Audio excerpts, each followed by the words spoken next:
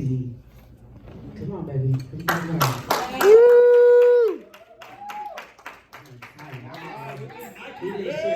Okay. Like Nike, just do it.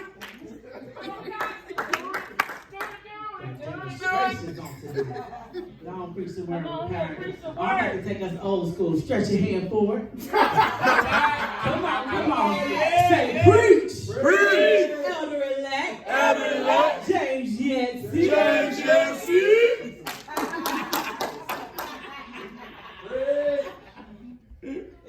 Put your hands together, y'all, for Jesus, God.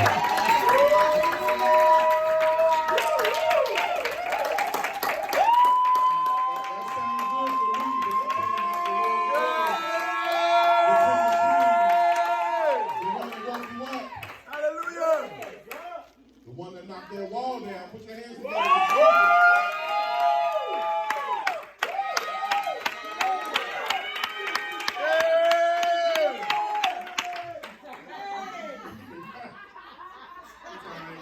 I'm going to take some old medicine, I guess. There you go. Yes, you are. Yeah, God has shown me a lot of things this week in general about how I could be kind of cantankerous and a little too jovial, so Deb was giving it back to me this week. Hey, now. She hit me up with one, so we'll try it again. Give God some praise, y'all, for that wall.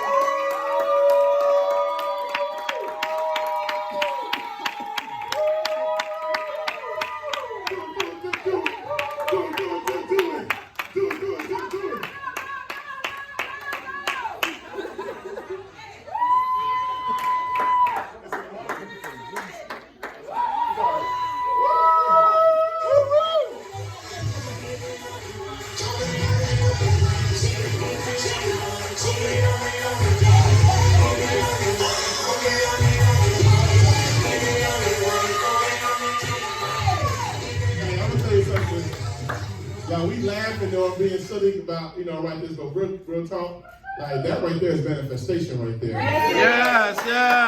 Because I remember when we sat in here and we talked about it and we was kind of going back and forth and we was like, all right, let's tear the wall down. And then an obstacle came in the way of some cinder block that was in between and it could have stopped us. But come on. God had said, come on. Don't serve a God that lies. Right. So right then and there, that shows you that God is true for what he says. Come on. Hallelujah. Some of y'all waiting for some walls to be knocked down in y'all life right now. Say that. I say this. If he did it before, he can do it again, man. He's not always going to make it do.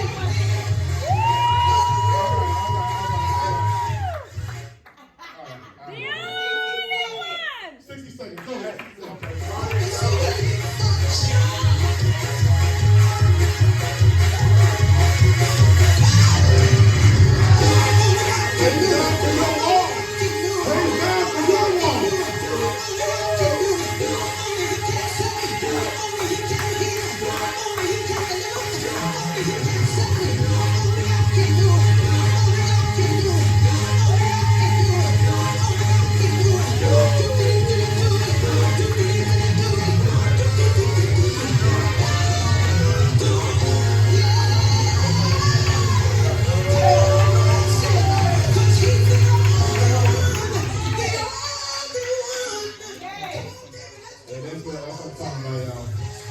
Some things don't come down unless you praise. Yeah. Some things don't come down unless you praise. You got to put some action behind that. Yes, you better say that. Yeah, now you talking real good right there.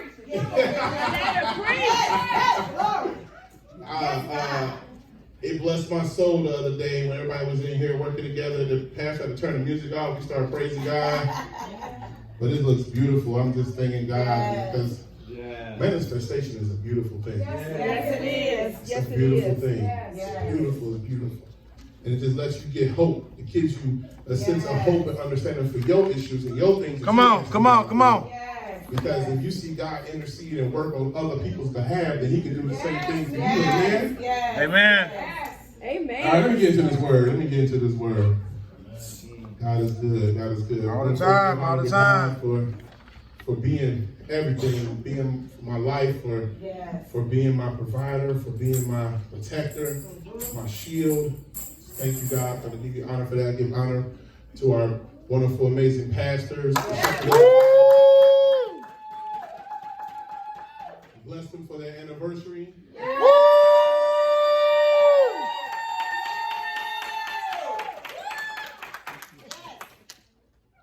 Praise God in that. I also want to give honor to all of the elder elects and all of the ministers and trainings and deacons and thank you all for you all. I definitely want to give honor to my beautiful, wonderful wife.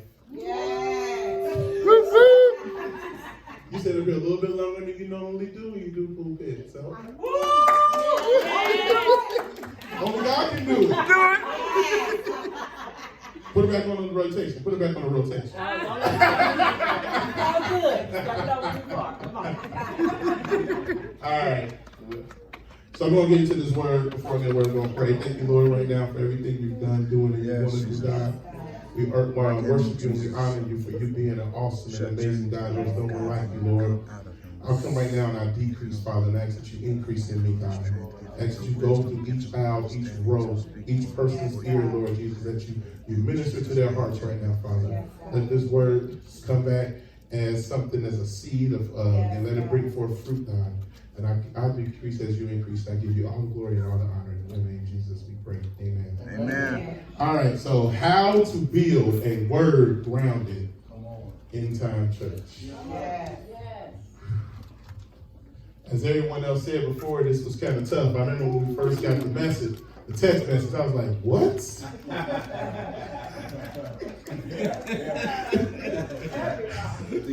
I think everybody got the what side. What? I'm like, Lord, where is I'm going to come from coming this? Because there's so much in there, and it's kind of, and you have to kind of dig deep in Paul to kind of find what we're trying to get through this. But I'm going to read the verse, Acts 17, 10 through 12. I'm coming out of Amplified. And it says, the brothers immediately sent Paul and Silas away by night to Berea. And when they arrived, they entered into the Jewish synagogue. Now these people were more noble and open-minded than those of Thessalonica.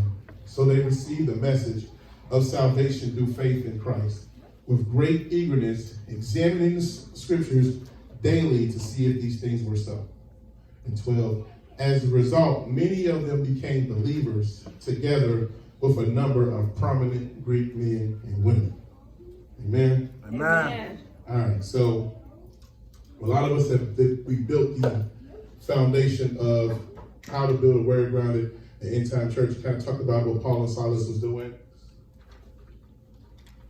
They were on assignment, and they did their assignment, and they had to leave.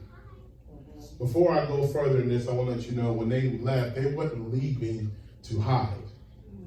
They left because their assignment was finished.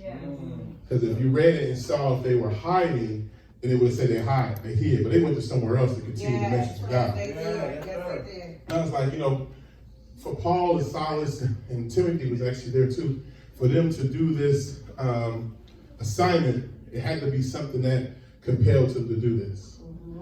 And as I was reading through a lot of the things and hearing a lot of stories of Paul, I've been in church my whole life since I was yay high to a grasshopper since I was 5. And Paul talks about love a lot. And I was kind of taken to 1 Corinthians 13, 1 and 2. And this is where I'm coming from. This is in 1 Corinthians 13, 1 and 2, in the Amplified Version. It says, if I speak with tongues of men of angels, but have not love for others growing out of God's love for me, then I have become a noisy gong or a clanging cymbal, or just an annoying distraction. And if I have the gift of prophecy and speak a new message from God to the people, and understand all mysteries and possess all knowledge, and I have all sufficient faith so that I can remove mountains, but do not have love, reaching out to others, I am nothing. So my question to you all is, where is the love? All right. That's good. So I don't know if you guys remember a song back in the day by Roberta Flack and Donny Hathaway. Yes. You know, Where Is the Love? And it was about, you know, a relationship and, you know, you told me you was done with him and this, that, and the other. And then another song came out by the Black Eyed Peas called Where Is the Love? And it dealt with a lot of injustice and different things that was going on in the world today. But when I'm talking about love, this is a different kind of love. This is not a relationship type of love. This is a love that you give. And so for Paul and Silas to be so prepared for their assignment and determined about their assignment, they weren't doing this assignment for personal gain. Come on. They had to do it for a greater cause. It's for the love that God had put in them. Because he experienced the love of Christ, which compelled him to turn from who he was previously. So then I started diving into this word, love. Yes. And I don't know if you ever look at the word love, it is 45 million definitions of love because it's not really something that you can kind of pin down into one thing. Come on. But what I've learned is that this love of God is completely different than anything else. So the definitions I found, now this is the Webster Dictionary, says love is an intense feeling of deep affection, a great interest and pleasure into something, or a person or a thing that one loves. That's considered the noun. Okay. That's the love, the noun. So even with the verb, it kind of became a little difficult as well to have love for something. Okay. To have, you know, I love chicken, or I love my wife's cooking. You know, that's kind of a intense outward feeling towards it. But I realized that love is a gift. Yes, it is. Love is something that you hold within. Love is something that you give to others. Uh-huh. We don't compel, we don't hold that love. We have to share and walk in it. It's something that you do or you show. Love is not just a feeling, but it's an action verb. All right. You have to act on that love. So I did some research, and this guy is a pastor named Wintley Phipps. And he says, love is when you choose to be at your best when the other person is not at their best. That's good. And he also, love is when you choose to be at your best when the other person is not at their best. Come on. That's good. And he also says, love is when what you want is never important, but the other person's needs and wants is always paramount. So it's not about yourself. It's about what you can do for others. I'm learning something now. So in these days that we're living in right now, and I feel like when I talk to people and see what we're dealing with as far as the people now, I realize there's a love shortage that's going on these days that we're living in. People are becoming more selfish and more concerned about personal gain. What can I get? What can you do for me? How can I gain out of this particular thing? It's no longer, what can I do for you?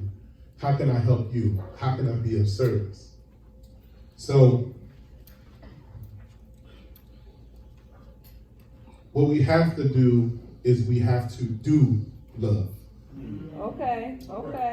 We don't just love, we have to do love. Love is something that you give. Yeah. So, when I was reading into the story of what Paul and Silas was doing, and as the other people were getting upset about the teachings was going on, I realized that a lot of times that we are facing is not necessarily the opposition of individuals not agreeing. It's the opposition of people who are operating in fear. Come on. Because fear is technically the opposite of love. Yes, it is. And what happens is we do not want to, as far as the people don't want to stretch their way of thinking. They were upset because what they thought was right. And now here comes someone else that's changing their way of thinking. So now it's forcing them to think further or think more. The people in Berea was up for the challenge. They was ready to learn and read. They were eager into learning and reading. They didn't have to deal with that particular fear as those that was in Thessalonica. I had a hard time saying that word. I think each and every single one of y'all who put before me and said it the first, I would have been like, Thessalonica? Oh, that's how you say it. Thank you. But fear has a lot of effects on us, and it really holds us back. There's this show that came on TV. I think it still come on, but it used to come on definitely before, called Fear Factor. Oh, yeah. And Fear Factor was a show where you had to do different things in order to get to a particular goal, like eat spiders or deal with snakes and be underwater for so long where you are on the brink of freaking out. But you had to overcome that to get to that. There's this doctor named Dr. Charles Stanley. He states the side effects of fear affects our thinking and our actions. So how we think and how we do, we'll hesitate if we should move forward or we should not move forward. So when you are afraid, it stops you. Something that you probably be able to do in your sleep, but a sense of fear would now make you second guess if you have that ability. That's right. That's right. Fear can drive us into destructive habits like drugs and alcohol. So when we get afraid and we get nervous, we feel like we have to have some type of catalyst, some type of antidote to try to fix it. Instead of going to the fixer of all things, which is Jesus, we try to fix it naturally with something that can kind of direct our mind and distract us from what's going on in a particular moment. Fear can also steal away the peace and your contentment. So you being in a particular place of comfortableness in your own home. But how many of us been in our own home watching TV and chilling and then all of a sudden you hear a sound? Yeah. You ain't no longer chilling. You like, hold on, wait a minute. And then you stop and wait to see if you hear that sound again. And you have to pump yourself to go look at it. I remember when I was in my old house a while ago, I was watching TV because it ain't happening now because the wife ain't on it. And I was watching TV and a mouse went up under my lip. And I sat there and watched that TV. I said, that wasn't no mouse. I could no longer enjoy my show anymore because I had the presence of seeing the mouse. They were doing work on the house next door, and so they decided to come over to my house. So it can literally change your atmosphere and everything else. Fear also creates doubt. Yes, it does. It causes you to hesitate. And if you're doing something for God, God is there with you regardless. So God don't come with fear. That's not one of his attributes that he comes with. God don't come with fear. Another thing, fear can prevent us from being the person God intended us to be in the first place. For 2 Timothy 1:7, God has not given us a spirit of fear, but of love, power, and a sound mind. One thing I've learned in this process of walking into this elevation is there was a question that's brought to us about what is the biggest hindrance. And fear has always been the biggest hindrance to the advancement of Christ. Almost, if not every person in the Bible had to make a decision that combated fear in order to fulfill the will of God. Yes. They had a decision. It came to a breaking point. Do I succumb to my fear, or do I trust and walk in the love of God? So, fear can come from past hurt or unhealed wounds. Some hurts can only be healed through the love of Christ. That's right. Come on, say that. So I want to touch on this one thing that's going on and is running rampant in the kingdom. This thing called church hurt. Come on. Let me be real. Let me be real. There's no such thing as church hurt. That's right. It's called people hurt. Yeah. You got hurt by a person or a situation that happens to be inside of the building of the church. That's right. Now, if I ever see pews come alive and walk up to me and punch me in the face, now that's considered church hurt. Come on.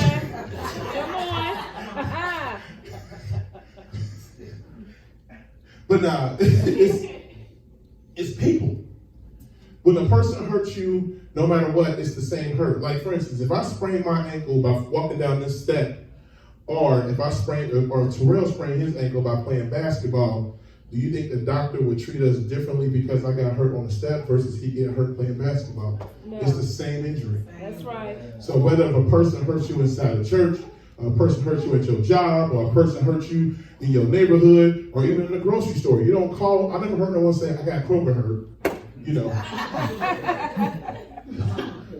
That's true. Because that's all it is the enemy's way to keep us from moving to the purpose that God has put into us. So he put a place of remembrance for us to not go to. Remember you went there the last time and they did this to you? Remember last time you went there, they all the same. They all the same. And so then you start having that fear of doubt that comes up inside of you, and then that remembrance, those pains, and you're like, you know what? That's where I got hurt at the last time. That's good. Right. Come on. So we have to really understand that, but we have to, you ever heard the saying that the church is a hospital? Yes. Yes. Yes. It's true.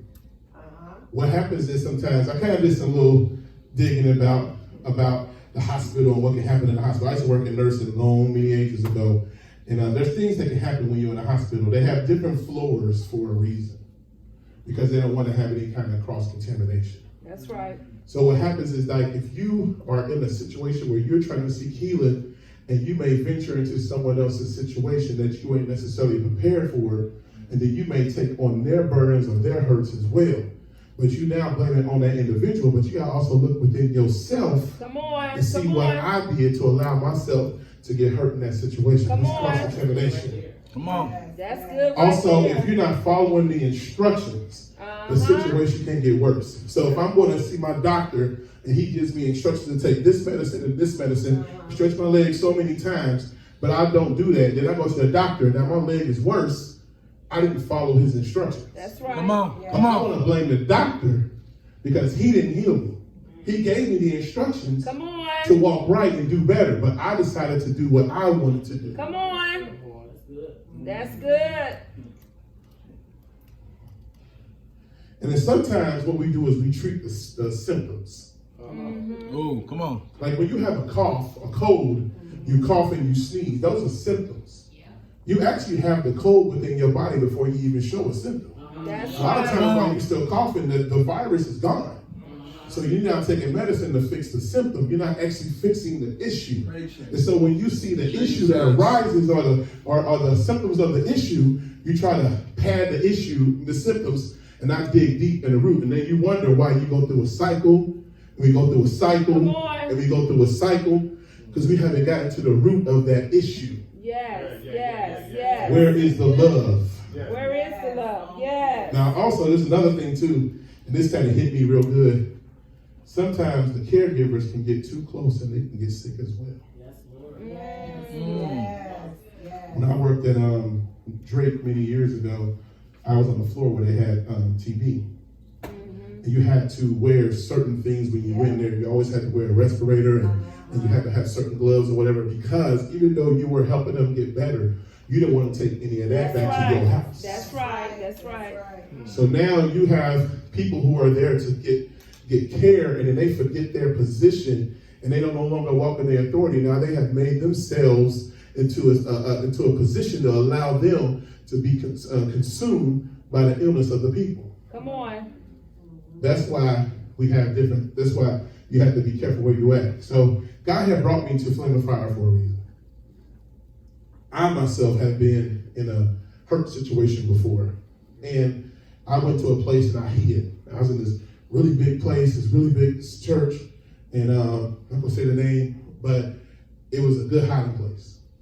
You know, where I knew there was a call in my life. I knew that God had demanded something on me, but I didn't want to deal with what the stuff that comes along with it. Come on. Come on. So I went to a place and I just hid for some time, for like years. And what happens is God will put you in a situation, because if it's on you, He's not going to let you go. He is relentless. He chases after you constantly. That's right. Because it's not about me. It's about the people that God's trying to get the glory that I can affect. Yes. Or it's even not just other people. It's just the fact that He get His glory, but He don't get His glory one way or the other. So God He will put you in a situation where if you don't trust Him on your own, He gonna make you trust Him. Yes, He is. Yes, And He it's will. best for you to trust Him on your own before He intervenes, because it don't tickle. It don't tickle at all. It hurt. Yes. Yes. It hurt. And so God brought me to this place because I asked God in my aloneness, I said, God, I want to go to a place where I can really feel the love of you. That I can truly feel that they don't have to be perfect. but they have to be perfectly present in you. Yes. That they want to be as who you are, and they exude. And everyone has different type of personalities and this and that. I don't care how size it was or whatever it was. And God heard my call. My God. And he brought me someone that led me to it. And honestly, while he led me to here, he led me to my wife. Yes. You know, so if you asking God for something, you better get on your face, because he is in the business of answering what you asking for. Yes, he is. Yes, he is. And he did a lickety split. He ain't waste no time either.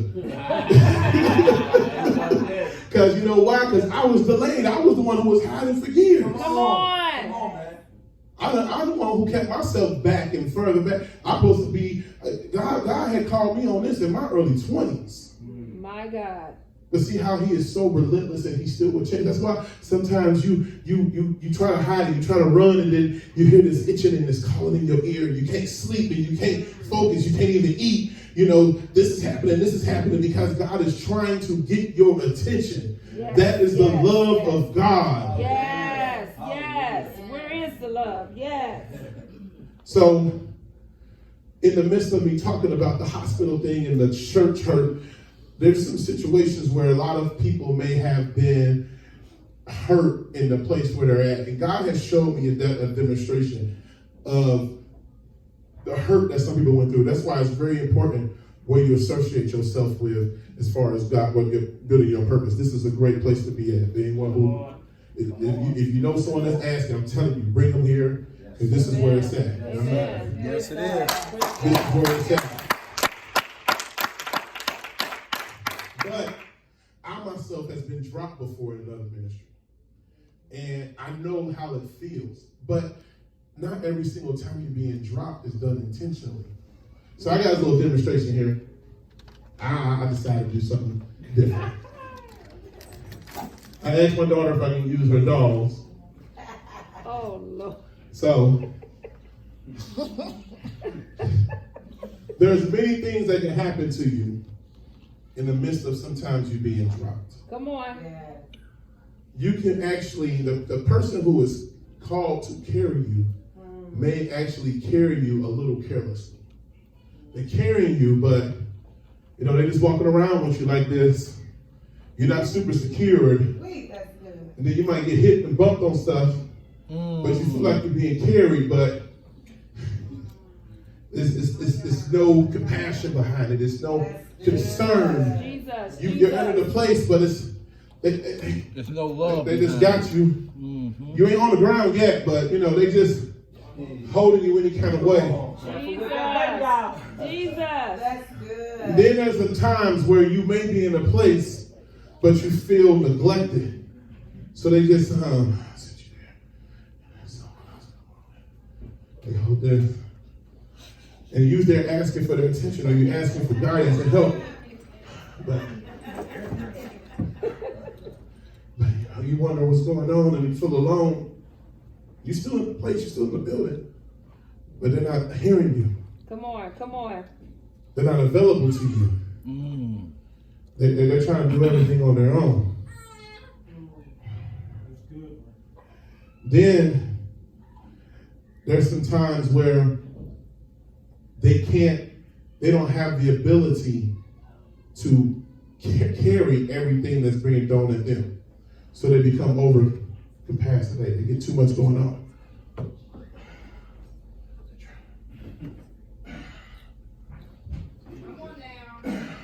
Come on, come on, come on. Work this.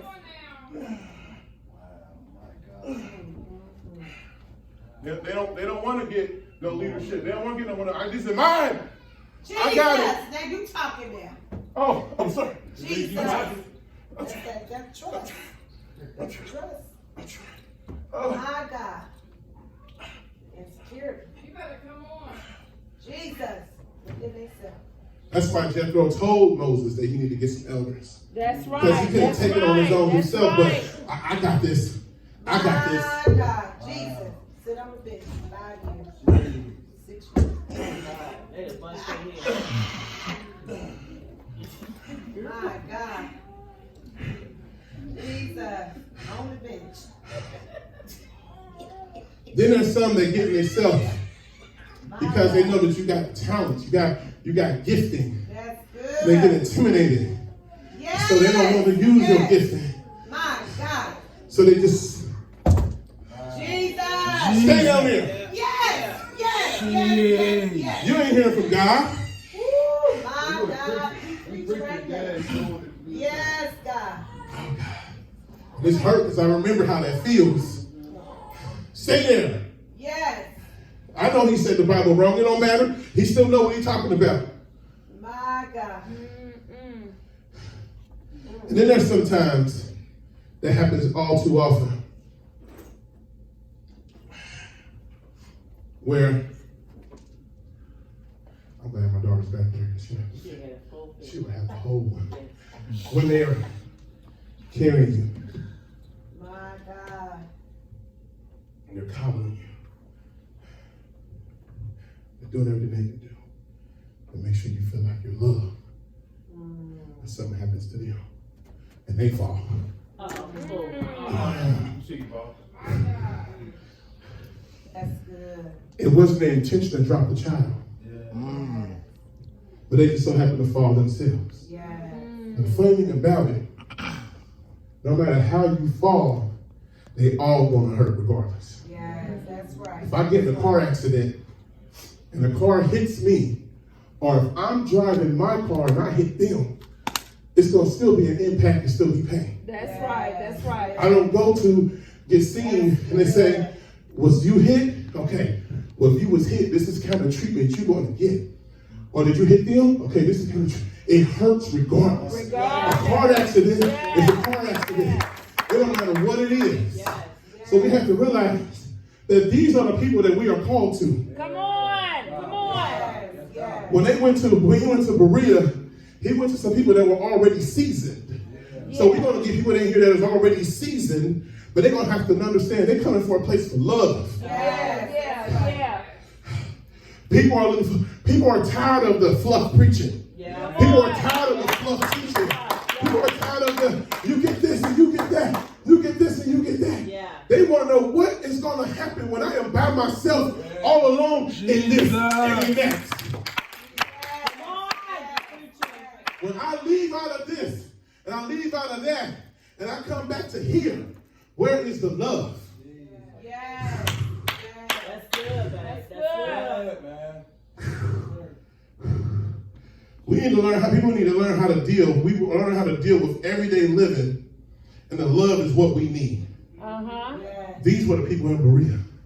Yeah. They were compelled by the love of Paul and Silas. And also think about it, when Paul and Silas had left Thessalonica, and Jason was there to defend them, it must have been a love that was inside of Paul that stirred Jason up to make them still stand on what was taught to the people. So my question is this to you: when you leave, where you at? What legacy are you leaving behind? Come on. Come on. Come on. Are you leaving this behind? Or are you leaving that behind? Come on. That's good. That's good. 1 Corinthians 13:4. It's about love, y'all. Yes. Love endures with patience and serenity. Love is kind. Love is thoughtful. Yes. Love is not jealous or envious. Love does not brag and is not proud or arrogant. Love is sweet. Yes. But love doesn't always have to be soft. People think when you love that people think that you're soft or think that you're easy to Now, love is love. Yes. Love is situational. Love is understanding. Yes. You don't, if you do something out of love, you don't say, yep, I did that. That's all me. Come on. Come on. That's all me. I did that. Yes, sir. You know, that's the love I'm showing you. I did that. I did everything. Love is kind. Love is patient. Which means that if you got to tell a person again, I'm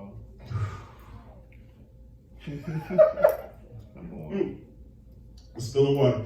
But if you got to tell a person again, then you got to tell them again.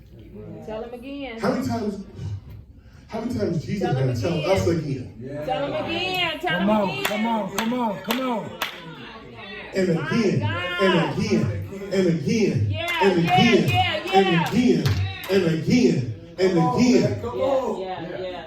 That's that patient love that we're talking about. Yes, sir. Come on, preach it, brother. Preach it. Come on. Love is not rude. Uh-huh. It's not self-seeking or provoked or overly sensitive or easily angered. It does not take account into wrong enduring, which means that it doesn't remember if you did something wrong and bring it back up when you something's happening. Remember when you did, but you did that.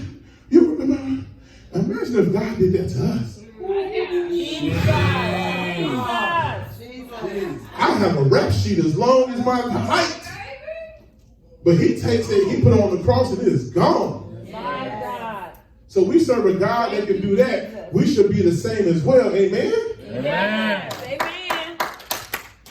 Love bears all things. Yes, it does. Hold on, skip part. Love does not rejoice at injustice, but it rejoices in the truth when right and truth prevail. Yeah. So when you see something that's going wrong, you see that ain't right, you not saying nothing does not mean, that's not showing love. That's the opposite. Come on. You if you see someone that's not being treated fair, or you see something that's going right or whatever, if we love Christ, we step up and say something. That's right. That's right. That's good. In-house, out-house, wherever it is. Yes. And I'm tired of this whole thing stitching. Nah, tell the truth. That's right. Be true. Yeah. Trust God, and He will, because this is what is. Remind Him of His word. You told me to do this, God. This is what's in your word. Yes. Yes. Love bears all things, regardless of what comes. All things.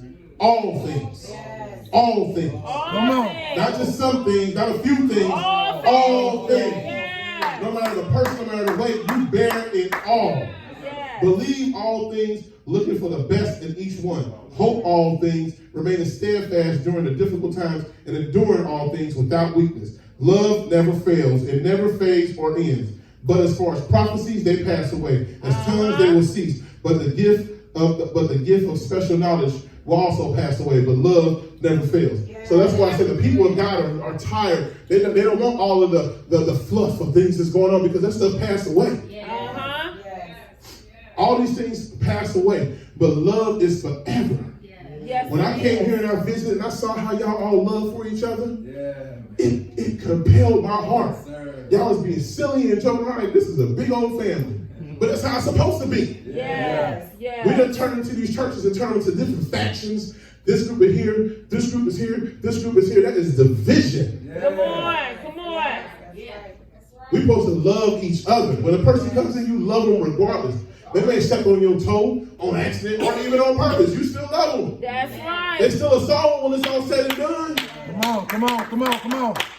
There's no asterisk in this Bible verse that tells you to love unless that. It says bear all things. All things. Yes. As believers, we are to exude love because God is love.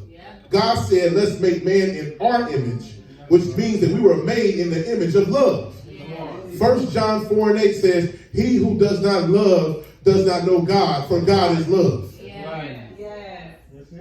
So how can you say you love God, but you don't love your neighbor, you don't love the other members? Because when these people come in here, people going to come in here, y'all, they're going to come in here beat up. Come on.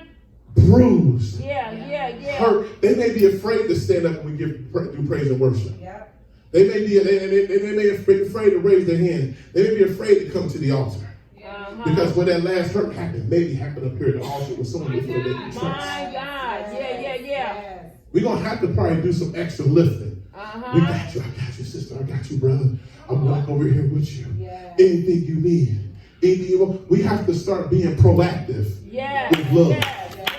Let's not wait for something to happen and then show that we love them. Let's show that we love them before something happens. Because if we show that we love them, something may not even happen in the first place.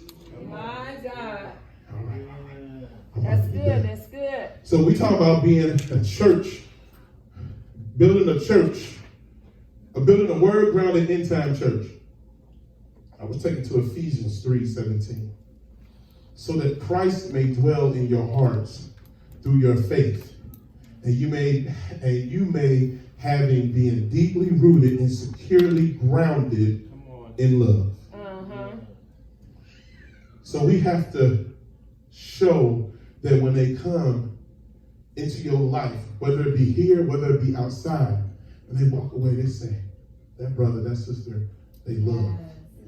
Yeah. Because here, it took a hard time for me to give in and call Pastor and them mom and dad because of the hurt that I had went through. And I had to realize that I can trust them completely because they show love. And I remember Pastor, they told me, James, we love hard. And a lot of people don't understand what that means. Love hard. Means in spite of or whatever it is, they're going to still love you regardless. That's Come on, right. come That's on, right. come on, come on. Regardless. Not saying it's like it's that true agape, real love, not conditional. We don't put prices. It's a covenant love. That's why it's covenant church. There's a difference between a covenant and a contract. Come on. Come on. See, a contract has stipulations. Yeah. Like if I go buy something from a place, there's a contract. I agree to give them such and such, and they're going to give me such and such. Come on. If I stop giving them such and such, I'm going to stop receiving such and such. A covenant means regardless of anything, I'm going to still give. Yes. And so it compels you to give as well. Because it's a covenant. Yes. For God so loved the world, he gave his only begotten Son. Yes. And then what really got to me, and I'm not done right now, was we really make a big deal about the word gave. God loved and gave. What word stuck out to me was only. Because, you know, if someone say, he loved me so much, he'll give me his last. He will give me his last. But I thought about that word last and only are two different words. Yes, it is. Last means that you already had some before. Yeah. Come on. Yeah. Come on. Only means that's it. Yeah. There is no more before, there is no more afterwards. This is it, which means I have nothing less. I had no ability to enjoy anything. God has given us his only. And that's a covenant because he knew what we were going to do. And he still gave his only. So I'm going to do a call right now. And we don't have to do it individually.